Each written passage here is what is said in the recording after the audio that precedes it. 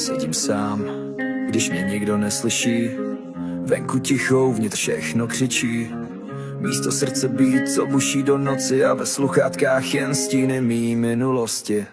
Pamatuješ ten den, kdy si to chtěl vzdát, ale něco tě drželo, jak kdyby to mělo smysl hrát.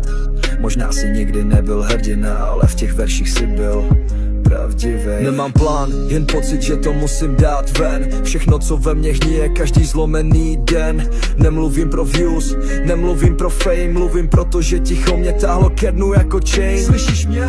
Tohle nejsou bars, to je terapie. Ztracený kluk v pokoji, co zapomněl dýchat, ale beaty mi připomínají, že žiju, a slova, že v tom nejsem sám. Tohle jsem já, bez filtru, bez pózy, dovést, co dává duši místo slohy. Nevím, kam to vede, ale vím, proč jsem začal, a každý další track je kapka z toho, co jsem ztratil.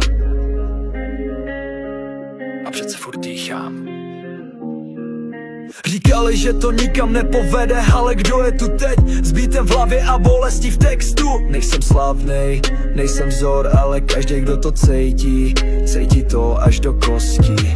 Mám svoje pády, svoje strachy, noci, kdy jsem chtěl odejít a už se nevrátit, ale ty chvíle dělají z hudby krev, proto každý verš pálí jak střep.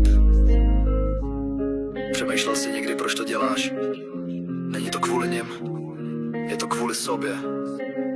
Protože když všechno mlčí, hudba mluví a já nechci zmlknout. Tohle jsem já, ten, co dává srdce na beat.